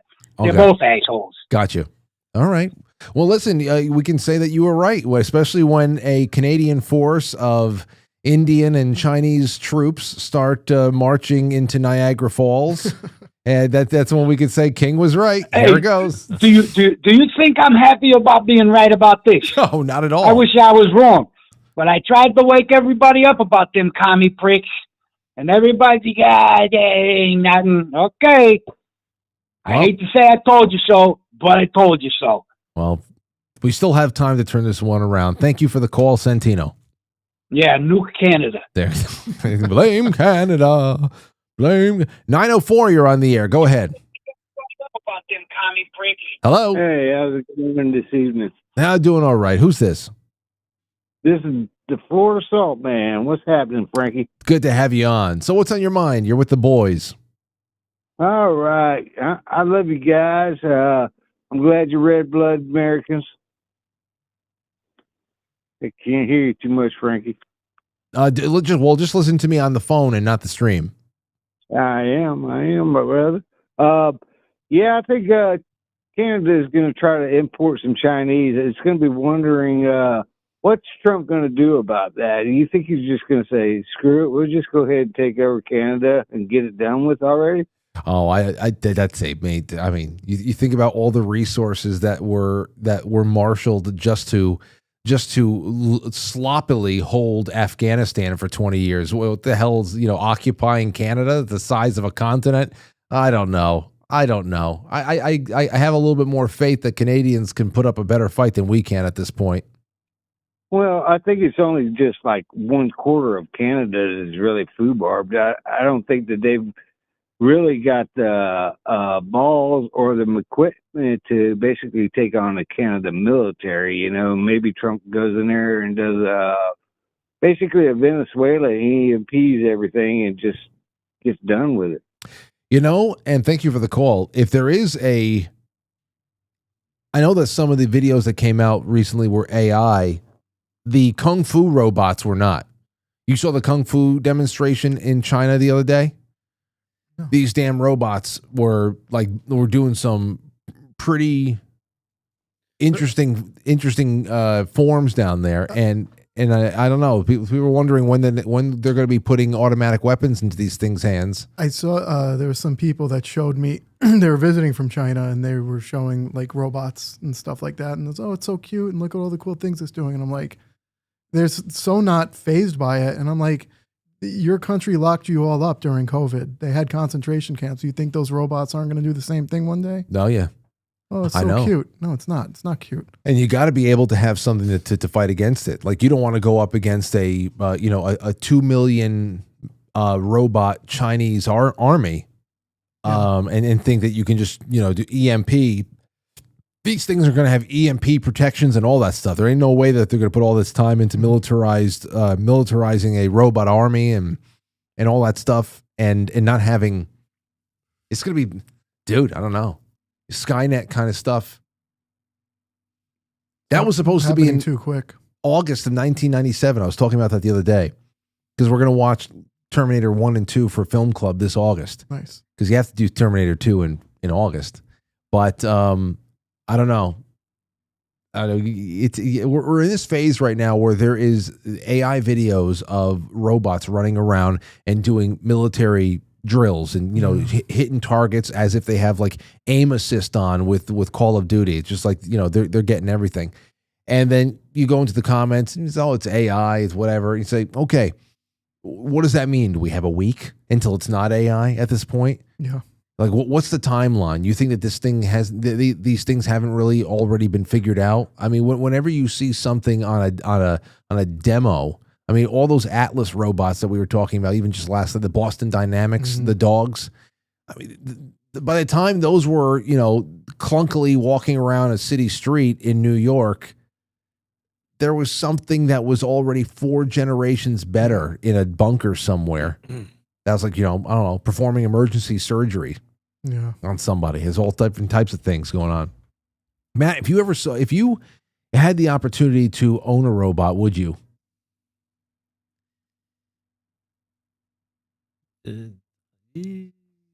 Yeah, I would. And what would you make the robot do? Well, first of all, would you allow it to stay in the house? It would be in a locked thing, like it wouldn't be able to get out. Like, I don't know, like a fucking gun safe or something. I'm big enough to put them in. I'm like, here you go in there. Get in there. Okay, sir. Yeah, I would fucking, this guy cut me off today. This is his license plate. Go figure out where his house is and get the shit out of him. Come back. Yeah. Please go and destroy this man's car. See, that would be funny. But here's what would happen. Eventually, more and more people will get these robots, just like more and more people got personal computers at home. And it would end up where you would show up somewhere at a parking lot. You have a beef with somebody. You show up somewhere in the parking lot. It's you and your robot, them and their robot. And then it's either the two humans sit back while their robots beat the shit out of each other to see whose robot wins. Do you think that would be enough to settle a beef? Like, all right, it's good. Like, you get into a yeah, because you're damaging the robot. And once you beat the shit out of it, they're thinking about the money to repair it. They're like, all right, stop. Pull your robot back. It's just easier to fight each other. It's just easier to just fight each other. I don't want a robot. No. I mean, we all iPhones are basically robots, right? They have AI on them. No, I would make it. I would make it. Jerk me off. No, nothing like that. I would make it like try and rob a bank or something. Steph got me a because Roomba what for if it gets Christmas. caught? What's it gonna say? Oh, my name. It can't say who it is. Who's your owner? I could fucking put a false name in there or something. Now listen. Listen. I want you to go rob that. I want you here prompt because AI needs prompts. Like you have to tell, hey, make me a thumbnail picture of Santa in his sleigh, but Santa is jacked and he's doing forearm curls or something like that. And so prompt the robot right now. Talk to the microphone as if you're prompting the robot with everything you want it to do. To go and rob this bank, but also to cover all of your bases so that it never gets back to you if something goes wrong. Well, I would just be like, go to this bank, find a way in. If you get caught, you self-terminate yourself. So you're going to tell it to kill itself if it gets caught. Listen, this will probably cost a lot of money. And you're going to say, now listen, I want you to go, here's the bank. Well, like, here's the other thing, though. Is it like a super robot? That shit can run like 60 miles an hour? Yeah, it can run. And it can problem solve. Like, it could go through the roof of that. Yeah. Then yeah. I'm like, worst case scenario, you're going to have to kill yourself. Worst case scenario, throw yourself into the molten steel down by the foundry. Oh, man. Yeah, that'd be good. Oh, and don't ever say my name. Small bills only. Where would you have them meet you and drop off? Like where? Like, let's say you actually got away with a duffel bag full of cash. Where would you make it drop it off? In the woods somewhere. Some woods that I know. Like if I know, you know how you know woods. Well, I have it put somewhere in the woods. All right. Hey, you know, it could happen. Well, if you hear about this, somebody getting robbed by a robot one day, or someone getting the shit kicked out of opening the door and a robot just beating the shit out of them. Dude, I mean, listen, you're telling me that's definitely gonna happen. At the very least, there's not going to be robot fight clubs. At the very least, yeah. I mean, we had Battle Bots. That was a cool television show. Everybody makes those robots that they're inside of the octagon and they all have those specialized weapons. Some of them has electric shock. Some of them has the hammer that comes down. You remember Battle Bots? Yeah. You remember that? Those are great. I love that show back in the day. Forgot about it too. Yeah. Yeah. But once people start having these at home robots, it's going to be like Django. It's going to be like Django Unchained. Yeah, they have make them do anything. Have the robots just fight each other in the living room for Thanksgiving. Everybody's just sitting around and watching the robots beat the shit out of each other. And doesn't Tesla have some they're about to just put out? They've made commercials for them. It's like a home. It's a home like a home unit. Yeah. And like I said, the most get that to shovel the snow for my mom. Well, yeah, that's gonna happen. Fuck no, I'm not putting that thing with my mother. I already said it last night. I would never have that thing in the house. Yeah. I would never have. Absolutely not. I would never own one, but I would never allow one of those in the house. What about the Rocky IV robot? That thing is stupid. That thing was stupid. I was never impressed by that thing the first time I saw Rocky IV. I was like, this thing is stupid. I wouldn't want that. Happy birthday, Rocky. Yeah. Maybe like, Johnny Five. That was a little bit. Johnny Five. Yeah. Shit, bro. That was a little bit more. That was a little bit more like, okay, I can have a relationship with this thing. But didn't he run on oil? Yeah, but didn't he go evil? Didn't he go evil at one point? Wasn't he? Yeah. Then he Short joined Circuit 2 or something. But he also joined that gang. Los Locos. Los Locos kick your... What was the song? Los Locos kick your face. Los Locos kick... What, remember that shit? I don't remember it. You have a good memory, man. I haven't seen Short Circuit in a long time. I think it was the second one. Hey, have you ever seen He got all graffiti on him and shit. Yeah. That's the second one though, right? I think so. Is there only 2 or is there 3? There's 2. They might have made a third one, but not with like Johnny Steve Gutenberg. 5. Yeah. that's What the about OG. Batteries Not Included? You ever see Batteries hell Not Included? Yeah. I used to love that movie. The little flying saucers. Yeah. Batteries Not Included. There was like a good couple of years where they were making movies like that. Like Cocoon? Yeah, like robots and Cocoon. Crazy. That's the one with the old people, right? The old people. Yeah, that and Batteries Not Included kind of like were like the same movie to me almost. It felt like, when the feeling of it. The feeling of it, and also, it's strangely enough, because I think it's just probably era, like Coming to America. Mm. New York, it's anything that has the background. New York as a background in the late '80s is I like it, even though it's dingy and disgusting. Trading Places, right? That was in New York. I think so. Yeah. Ghostbusters. Yep. Ghostbusters, hell yeah. It's the ultimate New York movie. And Absolutely. Absolutely. I remember, not to divert too much, I remember the first time I saw the Firehouse in person. I was a kid. And it was like the most amazing thing to me. Like, oh, wow, it exists. It's there. It's there. Let's take a call. Hold on. Caller, you're on the air. Michael, go ahead. Hey, I got a question for you guys. Yeah, go ahead. Kind of like in line with the whole how many third graders you can beat up. Yes. How many of these Joe Biden bots armed with the Chinese kung fu tech could you guys take out? But here's a caveat: like every 5th one is a pleasure bot, and you gotta, do the do and then continue fighting. Okay. All right. So you have to fight your way through 4. So the first 4 robots, you're going to have to just fight until they are completely disabled and dead. Then the fifth robot of every 5 that comes at you, you have to have sex with. Something's got to climax. I don't know how the Is it programming a is. I don't know boy how robot or a girl robot? Yeah, Matt wants to know if it's a It's a gender fluid robot. the gay robots. Yeah. Like, it's a hormonally fluctuating.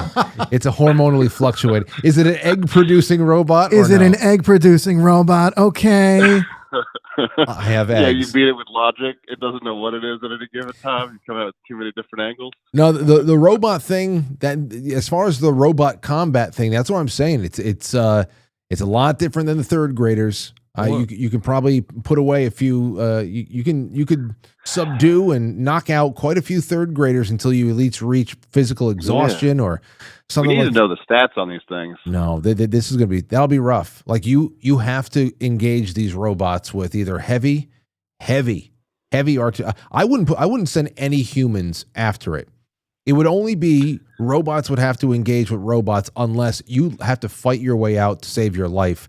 Because what's the return on investment there? You send in a squad of robots against any number of humans, and even if you take one out, I mean, it's one human versus X amount of robots as far as value. And you take one out, you might be able to use some of the parts as a club or something, and maybe you get lucky and it starts raining too. Yeah. So, no, see that's the whole thing. If you have purely mechanized robot armies going up against human armies, then whoever controls the robots and is mass producing those, they are automatically going to be at a great advantage, because it's like you're not losing human resources like the other person is.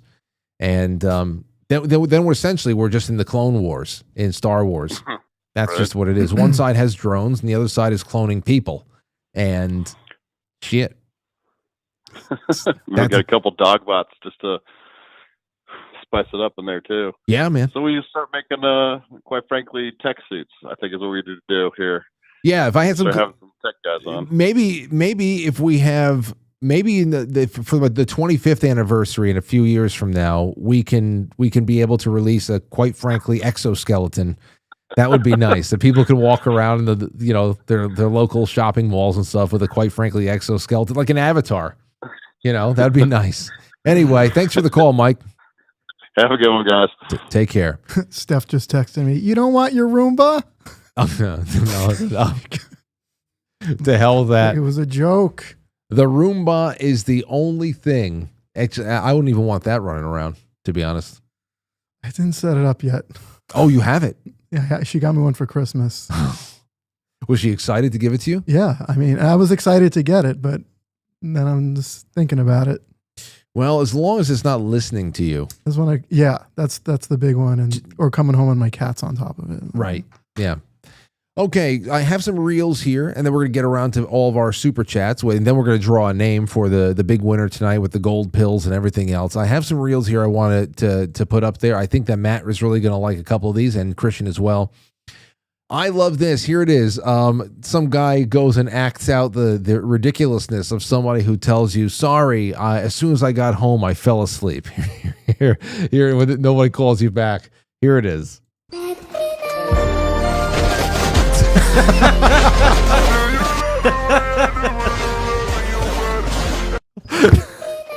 So just remember that the next time someone says, "Hey, I'm sorry, man, I just fucking passed out when I got home." Just remember that. That's how you see it.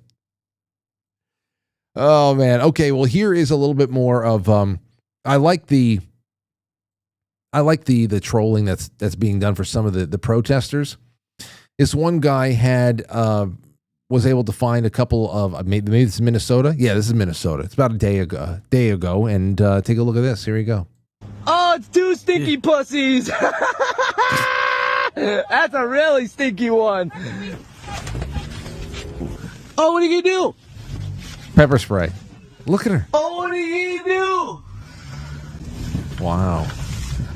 She's trying to cut my tire. Look at her running. She's back. My God, what the fuck? Wow. Yo? What? I would have hit her. Fuck it. I ain't calling the cops. We'll let her run around wild like Hennepin County wants. I mean, it really is like wild animals out there, like a different kind of safari. That kid trolls them all the time. Yeah. I think it's fantastic. Is it just because we have the internet that we see these people, or like were they always there? No, they weren't. No, they weren't. I think that like if we were going back to when we were kids, I think the most that you'd have to come to terms with is that there's just mentally ill people who live on the streets, people who abuse drugs, they live on the streets. I remember my first, I don't know, when we started going, when I was around 9 or 10 years old, we started going into the city a little bit more to go to Broadway shows and everything else and all that. I remember my first, it was the Titanic Broadway show. It's called Titanic. It was actually really great. The set they did, the sound, the music for it all. And it was before the movie came out, I believe. And we went out there, and when we left the theater that night, I remember there's one guy, this is my first real crazy homeless guy experience. Like you go down there from when you were just a toddler, and you just remember people sleeping on the sidewalks. Mm-hmm. I mean, even just bringing Aurora down there over the last couple of years to go to one show or another, whenever there is somebody sleeping there or passed out or completely folded over and just standing like a bronze statue folded over, it looks like a pedestal. I see that all the time, man. Seriously, they look like podesta sculptures, like bent backwards. And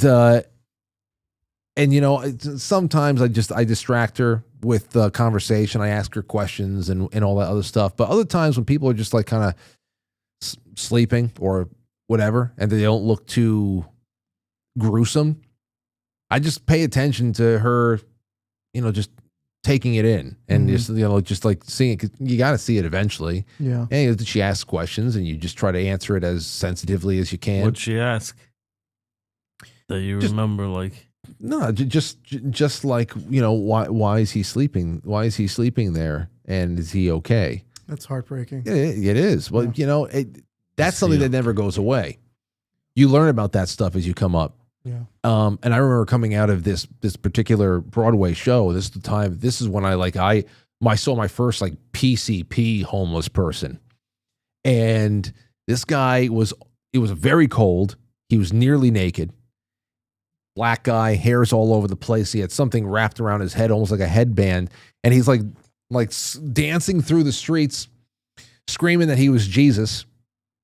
Like just doing some strange, like dance, like twirling around and dancing. It was just so fucking fascinating and bewildering at the same time, And that's what I've been used to my whole life, and that's something that never goes away. Especially in big cities, people are homeless for a number of reasons. I sent you something the other day. It was a picture of the guy sitting right in front of me. He was smoking a cigarette, like aggressive and acting all nuts. It's like every day I see this stuff. But when it comes to this, and you don't know if you're going to get lit on fire. Yeah. Where do you live in Brooklyn? I live in the border of Brooklyn and Queens. Yeah. But back to your original question about the people who are running after car, like we're talking about people who have homes to go to at night. That's cool, because I was just thinking, like in another life, I protested the Iraq War. I remember going down, and I think it was like they had a convention in New York or something when Bush was president. Yeah. But nobody was acting like that. We had our signs and we were like, no war, this, that, and the other, Halliburton, blah, blah, blah. But no one was like acting like that. Like aggressive, dead looks in their eyes, Yeah, man. It's crazy to me. These are the people that in are one on generation. medication. That's why. Well, speaking of 9/11 and the Iraq War, here's this guy is. I saw a couple of this guy's videos. I thought you guys would like it. Here is a POV video. You are in New York on 9/11, but you're fat. Okay, so here, take a look at this. Oh my God!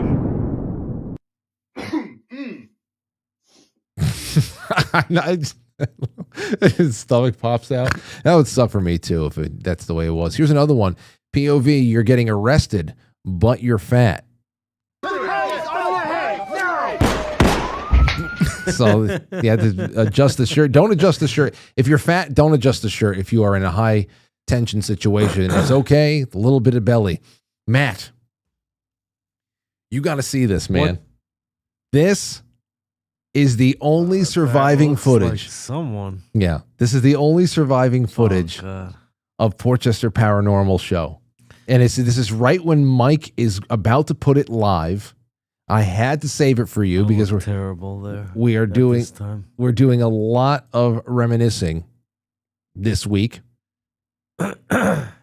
and yeah, so here, take a look at this. This is right before you're going live. Actually, Mike is putting it live right now, which leads to a long, weird, awkward silence. So that's Alex. And then here's Mike. That's how. Yeah, he would always wear a mask when he did it. That was like his thing. So that was like his thing. And the best thing is that he's even saying, I can't see shit right now. So all right, here we go. And I remember I was home. I was watching this from home. He called in. Yeah, I called in crying. Oh, damn, man. This is all you have of it? This is all I have. Watch. Yeah, watch. You can't see a goddamn thing. I can't see a goddamn thing.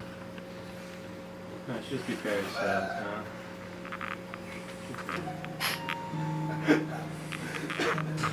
Poor Alex.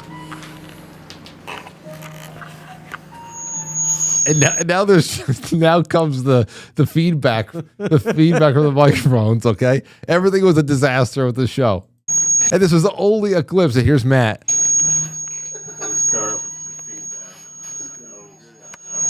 Jeez. Damn, I had no. And there's Tommy. Holy shit! You gotta send this to Tommy. I know.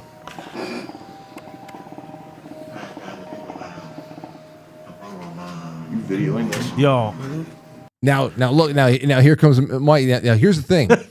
It goes to you. Stupid fucking looking motherfucker. Now look at you, Matt. This is the best part about this is that I realize in watching this 1.5 minutes back that you must have already been live. Mike must have already put the show live, and there's like 10 or 15 seconds that nobody's saying anything to start the show. Like nobody's even welcoming the audience and listen to what you say.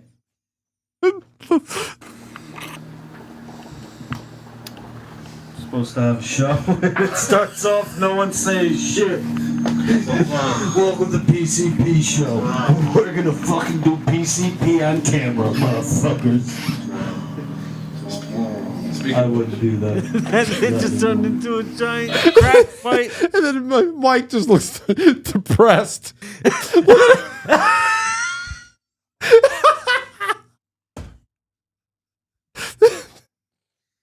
Oh, when I found this, there's gotta be more somewhere, man. Dude, when I found this, Who's a fucking computer genius, that can probably find it somewhere? Can't. No, it's possible. I'm telling you, they could find anything. I'll listen. I will for the hell of it. I will ask Brad Hunstable because I was going to talk to him. I was going to try to get him to call in on Saturday night. That's he was the owner of Ustream, sold it to IBM. And when the sale was being finalized, he got in touch with me. He was like, hey, man, listen, you got to go and download your archive. Batch, don't download your archive before they start turning. Because once he left, we were given prime services for everything. Everything was free. All of the storage that we could ever want. He whitelisted us so that we can watch movies and listen to music and not get flagged for anything, whatever. We had it made over there. It was really awesome. Like if it had stuck around, I would still be doing it on Ustream. If he had stuck around, but anyway. That turned to Justin TV? No. Justin TV turned into Twitch. Okay. Ustream is still out there, but it's I don't know if IBM still owns it, but they paid like over $150 million for it. And when it was finally changing hands and that acquisition was done, finalized, that's when the news got back to us. Hey, batch download everything you got. And I had Mike May say, listen, man, can you do me a favor? Here's some money for a couple terabytes worth of memory. Can you take all of the Zeralza stuff down and all of the Quite Frankly stuff. And I didn't even think to get Portchester Paranormal or the full archive of all my father's shows. I only have 2 episodes of my father's shows. I'm glad I at least have that. But this show, Portchester Paranormal, I think it was only 2 episodes. This one turned into a straight, like, crack fight the whole time, right? That was this show? What do you mean? Where we just started talking, like, calling Alex gay for the whole show? That was this one, right? Yeah. It might have been. You just called up. You were crying, laughing. I remember that. I was home. I had to go home. I had screwed. I had just said it last night. I had screwed up my kitchen. Lauren and I had just moved in together, and we got the whole kitchen redone. And I was earlier on that day, I was sanding down all of the compound for the new ceiling so that we can get ready to prime it and all that other stuff. And I didn't put any drop cloths down. I thought it was going to be easy to sweep it all up and shit like that. I didn't put any drop cloths down, and it was sticking. It was sticking to the floor, the new floor we just put in. It was an idiot move of mine. But anyway, that night, I couldn't be there to watch them do their thing. I said, I'm going to go home. I have to get down on my hands and knees and like spray Windex 409 the entire floor to pull this shit up. So while I was doing that, I'm listening to them do their show. And I called in, and I could barely speak because I was crying from laughter because it was such a train wreck. It was, I think that, damn, man, it was such a train wreck. And there was only like 1 or 2 episodes that they ever even attempted. They didn't even get back together after that. And they would be, I can ask Brad. I know what the answer is going to be. There's no way in hell it's recoverable. First of all, we're talking 10 years ago now. He sold to IBM like 10 years ago. By 2016 is when we officially jumped off of Ustream and we started using YouTube primarily. Like our first test on YouTube was, I think, October of 2016 or something. It exists somewhere. I don't know. Yeah, it exists somewhere. I checked you out. It was 2015, and it wasn't YouTube. You sure? You know what? Let me put in a. If I'm remembering correctly. Paranormal Ustream.tv. It's never going to pop up. Let me see. No way. Nothing. How sad. I hate when there's like things. Wait. What is this? I don't know who owns it. I think Alex does. There's a Portchester Paranormal. Yeah. Old Facebook. I think Alex controls it. No.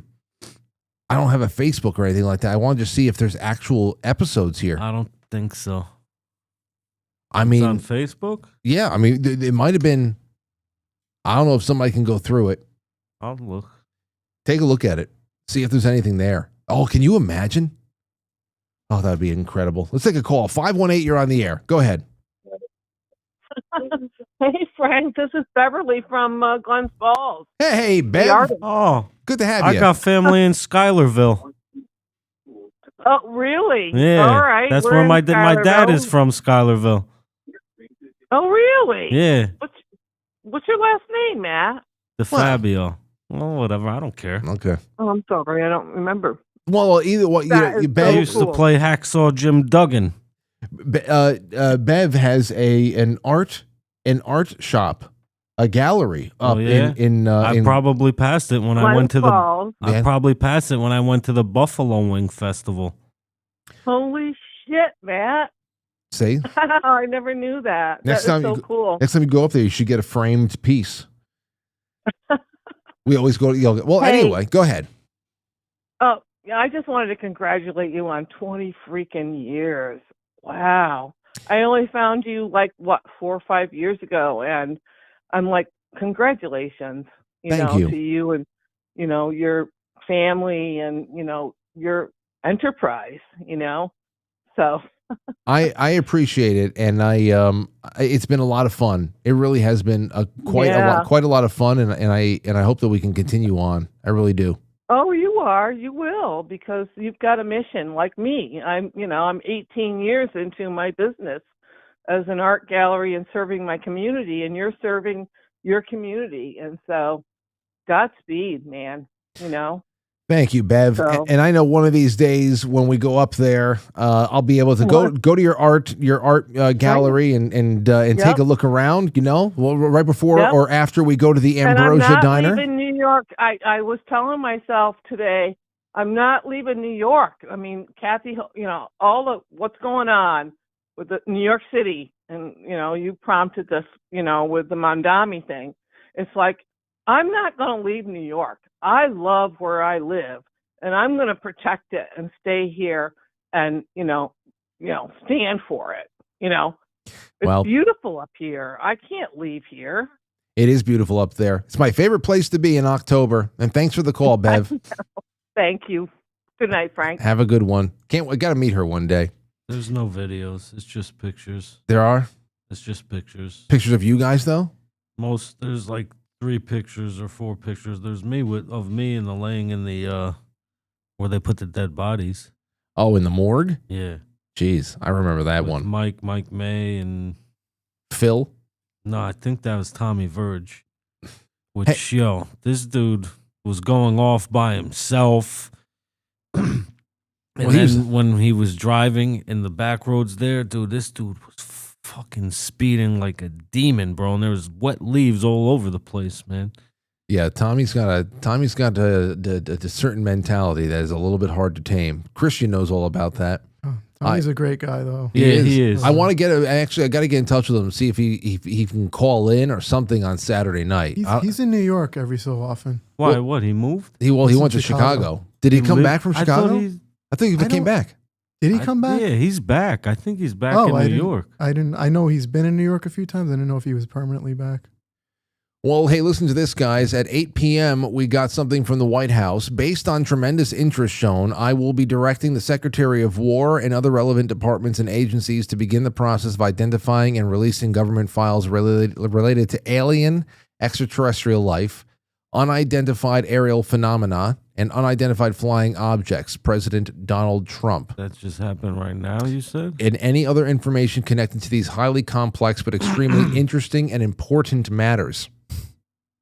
Highly complex but extremely interesting and important matters. God the bless aliens America. in the Epstein files? Because yeah, it could be that they conclude that Jeffrey Epstein was an alien. Yeah, that would explain if it tied in, like, that'd be great. It would explain the egg dick. It would explain that, how anybody can have an egg for a dick. That's still the worst part of the testimony and stuff. Okay, hey, listen to this. I think that, Christian, I think you would like this, and I wanted to bring it up.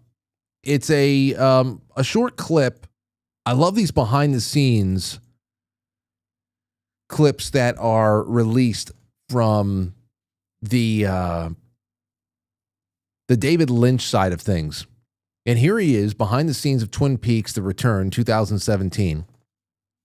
And David Lynch is talking about his disgust with all of the time constraints that they have in shooting one thing or another, and how everything is being rushed, and he wants time to just like really experiment and have and there's just something about the creative process here that I think you'd really enjoy, especially when juxtaposed against how everything is so quick, disposable, and shitty these days. I love listening to this guy talk, and I love to see the passion here. So take a listen to this. David Lynch, when they were filming season 3. We only have 2 days. We're in stages. Why do we have to do it in 2 days? Why? We're not on location where we have to, that we own the stages, It just drives, that it's sick, this kind of fucking way to do it. You don't get a chance to sink into anything. It's not a way to work. And you tell me I got 2 fucking days to do all these things. It's just bang, bang, bang. It's like a fucking machine. Why? I love it. I love it. So relatable too. I love it. Yeah. And especially the firemen's. I mean, you talk about how really spacey and weird that got, and pulls you into different dimensions. I just listening to the guy who, here we have somebody who's in his, later in life there. What is he? He's in his 60s at that point. And he is still, I mean, the imagination that some people lose by the time they're 9. He's like, I don't want to leave this place. The fact that the imagination, the wonder that has been, it just goes to show that can stay alive, that you don't have to lose that once you shed, the innocence of childhood, that the imagination still stays. You can still explore alien planets in your mind, or go into another dimension and create worlds that weren't there prior to your imagining them.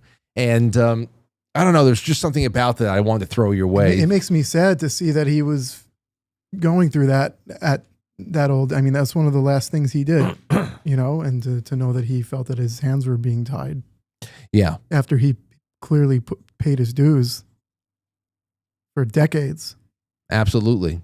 Absolutely did. Okay, well, listen, we only have a few minutes left before we go into the flip side, and I want to show a few things over there. So here, I want to get some names in here now, too. I want to put a couple of names. Let's see. Twisted Six says, it's going to be a good show. You damn right. You're in there. Clinton Walter says, excited to catch the show live. Love you, Frank and Frankly's. Clinton Walter. He's actually in here quite a bit from over the last week, but there he is again. Not Your Mom says, happy 20th. Thank you. I really appreciate it. Homegoy says, your thoughts about Trump firing trad Catholic for anti-Zionism. I was actually, the woman that he fired, I have a line on. And I was talking to Timothy Gordon. I didn't have any space to do it this week, but Timothy Gordon knows her. And I would like to pull her on and all that stuff. I don't like that. I don't like that at all. And I think everything she said was valid. And I think that the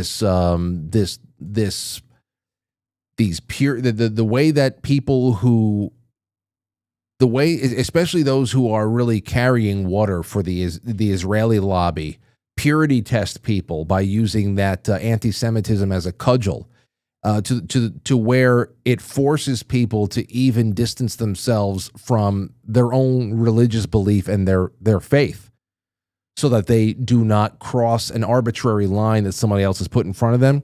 Yeah, no, I saw that exchange. I got in touch with Timothy, and then he got back to me. He said, "Hey, listen, I got her.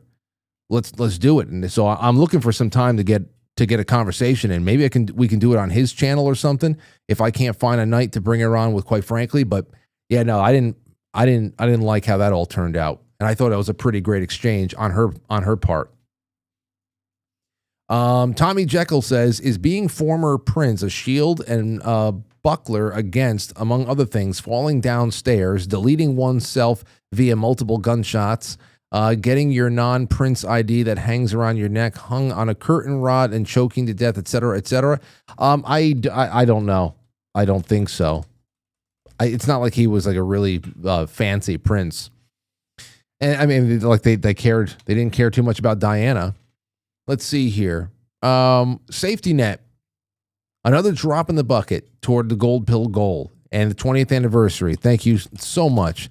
Nathan says Neil deGrasse Tyson can't overcome the racial snifter. Oh, yeah, he had a pretty big snifter there. I saw that. Tommy Jekyll. Thank you so much, Tommy. Got you in. Serpentine, I have him in as well.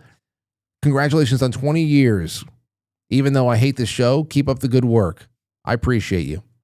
I really do. Clinton, thank you again, says I'm gay. Clinton Walter. See, he knows the deal. Amethyst Cat, happy Thursday, Frank, Christian, and Matt. Doodah Man says, Zoso Dude turned us on to your show 3 or 4 years ago. Congratulations on 20. Love listening to you guys shooting the shit. Well, I love when these guys are in. I love when I have my friends in here for this reason, because I just want to shoot the shit with people at home. When you guys call in, it makes for such a good time. Nathan W. says AOC on the international stage is essentially the intellect of government gatekeeping. Yeah, you're telling me. NX17, thank you for everything. Boys Blanc sent over a cookie. Couple more. Quite Flappy says happy belated anniversary, Frank. It's not belated. Yesterday was a big day. It was the first time ever but I'm going to be celebrating this all year. I'm going to be commemorating things all year. I'm going to be digging through old footage all year. So I'm going to be bringing you things, another memory, whatever I find along the way. And you got to go and subscribe to the Quite Frankly, the Zeralza YouTube account. All those affiliated accounts are on the front page of the Quite Frankly YouTube. You can go right down there. There's the affiliate channels. Thank you, Silly Boar and Corey J. Over on, I got Sarah Blazik on Rumble in here. Good to see you. That's over on the Badlands. Great to have everybody over here hanging out on Badlands with us. Great number of people and just a wonderful crew. And I'm so happy to still be a part of it.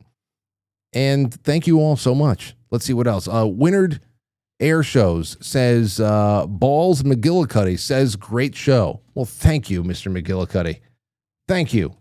Winard Air Shows. Running on Empty says, another great show. Good to have you in. Gribble Sillin. Happy 20th. Cheers to 40 more. You know what's crazy, Christian and Matt? When I think about 20 years, of course, that brings me back to the 20 years old, 21st birthday, and 2021. And back then, if we were to say, hey, man, cheers to the next 40 years, we would still be like, wow, man, in 40 years, I'm going to be 60. Now, in 30 years, I'm going to be 71 years old. You know, 30 years, and I'm sure everybody's done these projections, but it used to be safe to project 30 years into the future. Yeah. It used to be semi-safe. 30 years, I'll be dead. I hope not. That's a good chance. Well, it's a good chance.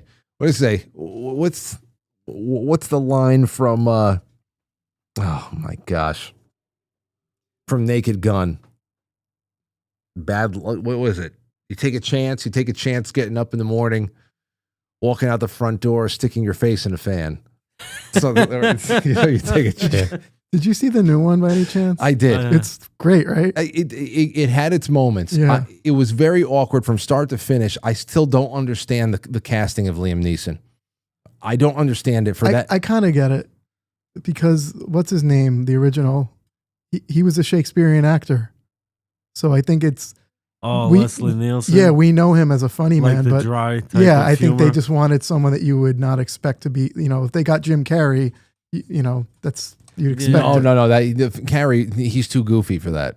But I'm saying, so they got a serious actor to say these like deadpan, ridiculous things with a bottom that would make you beg for the brown. Yeah. Okay. Yes. Pamela Anderson is actually pretty great. Yeah, she's great. And but there's a couple other lines in there. There's a couple of lines in there that I said, oh, they got the writing down good.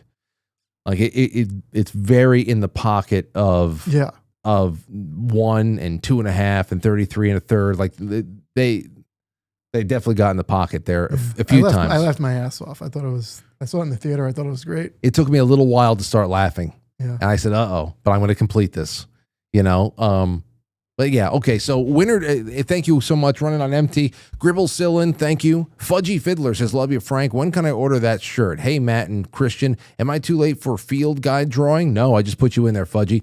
Yeah, I'm going to draw the gift right now. Winard Air Show says, Canada can't even recruit hockey players. Canada lost to our women today. Lost to the U.S. today. Yeah, my little niece was there, and I was telling her, I was like, we need to beat these stupid fucking Canadians. Well, she needs to learn early. The men, she's like, what, 3 one of the years men old? play. Oh, I don't know. I saw that. They played tonight, I think, maybe. There's so much. There's so much to say about the Olympics this year. From the playing standpoint, from other little things. I don't care about all the other stuff, and I still haven't even watched the opening ceremonies, but thank you, Jeannie Yankee fan. She gifted out a whole bunch of subs again. And Circadian also gave out a whole bunch of subs over there on Twitch. There's so many people on Twitch who are now able to hang out at least for 1 month as a full sponsor of the show. So you'll be able to get in on all of the book clubs and all of the film clubs and all that. And let's go and draw I'm sorry. There's a couple more. Anonymous says, count me in. Dixon Maez. Okay, there you go. Anonymous. And then first last says Cake Fund. Yes. There you go for Entenmann's. That's all I have for you. All right, you guys ready? Here is the last of it. Who is going to win? Jane Barlow's book, Set the Charge 2017. This Flip City magazine, love Flip City. And as well, on top of it all, 3 gold backs. Gold. We're talking gold. Gold backs. They're going to come to you by way of Quite Frankly Gold. And the winner is Tommy Jekyll. Congratulations, Tommy Jekyll. There you go. He's hanging out over there on thepill.net. So everybody has a chance. There you go, Tommy. Get in touch with me. And thank you, everybody, for so much this week. Christian, why don't you let everybody know what you're doing and how everybody can find you before we go to the flip side? Sure. Band's called The Amatory Murder, amatorymurder.com, Instagram at The Amatory Murder. Our recent album's called The Sounds of Seven Angels, and we're going to be touring in the spring. We're about to announce a New York date at Lucky 13's Saturday. Oh, nice. Yeah, Saturday, April 11th. Yeah. So if you're in New York, that's where to be. That's it. And we'll be announcing more dates in the rest of the country after that. Damn, I would love that, man. I would love to play at Lucky 13's again. Yeah, man. That was a lot of fun. Yeah, it's a beautiful venue. I remember Lucky 13 when we played together one time over there. It was the night of my Little League team's championship game, and I couldn't make it because we had this gig. You know what? I vaguely remember that now that you're talking about it. And so I was coaching through text message with my 2 other assistant coaches that were there. And through text message, as I was getting ready for this gig, I got wind of my team building up like a 7-run lead and then blowing it all. And I'm like, who's pitching? What's going, who are you putting in? There's a couple of things I think happened that I didn't approve of, but we didn't win. Mm. But it was a good gig that night. I remember Anthony warming up his voice to Scatman. Oh, yeah. That's something he does. And I spit my beer out because I wasn't expecting it. Yeah. He did it so good. It was just like him. Matt, oh, by the way, everybody, if you can click through to in the description, I have Christian's Instagram handle in there. So you can find him on Instagram. That's where he's most active. And then you can click through and find everything else. And Matt, anything else you want to say? Just have a lovely evening. Have a lovely evening to you all. Oh, and before I go, not only do I want to just thank everybody on Badlands and everything else, but I want to let you know, because I will have the coffee stream tomorrow, but we only have about a week or so left of February, and my friends, go and check out our wonderful sponsors at Keto Brainz, because again, there's about $800 worth of stuff that we're giving away to anybody who goes and use the promo code February right now on ketobrainz.com. It is just a fantastic thing to add into your life. There's other things that are going to be adding in here too, as far as being able to just boost your brain function in the morning and make what is already an incredible nootropic drink, your coffee, just so much better. I'm telling you, you're not going to regret it. If you want samples, get in touch with me. I'll send them to you. No cost, whatever. But use promo code February, and you're getting 15% off, and you'll line up to win extra of everything, including swag and a red light face mask, which is $200, and all these peptides and things like that. And I think we actually might have some runners up. Maybe a couple of extra bags that we give away to a second and third price winner. So go ahead, use it up. You're gonna love it. I'm telling you. And that's all I have for you. Join us over on the flip side. I'll be dropping it in the chat room right now. And thank you so much for a wonderful week. I'll see you tomorrow at 10:30 a.m. for the B-Sides broadcast on our staff Friday morning tradition. Also, keep forgetting this, Friday night, tomorrow night, 7 o'clock, we're going to be live. It's just going to be on the Playhouse. Maybe I'll put it live on Quite Frankly as well, just to draw people over. Maybe the first half will be there, just to draw people over, because it's an awesome time. Tomorrow night, we actually, Christian, you're going to like this. We're going to be talking a little bit more about the Kurt Cobain situation. And we have somebody who's actually personally involved in the efforts to try to reopen the investigation in Seattle, calling in to answer some questions. That's amazing. So me and Anthony are going to be doing that at 7 o'clock. And then at 9 o'clock on Saturday night, Me and the boys are going to be going live for a hookah extravaganza, 20 years of Zeralza. Quite frankly, it's going to be a lot of fun. The streaming is not stopping. I'll see you tomorrow morning at 10:30 a.m. And thank you, Matt and Christian, for being here. We'll catch you on the flip side. I'll catch you on the flip side. Quite frankly, is filmed before a live studio audience. And now, my friends, all I do is thank you all for being here. Thank you to our wonderful gold pillars, our super chatters across all platforms. Thank you for the support. And now I'm just going to invite you over to the nightcap. So check out the chat room wherever you are and come hang out until the lights go out. All right? Good night, everybody. Thank you so much.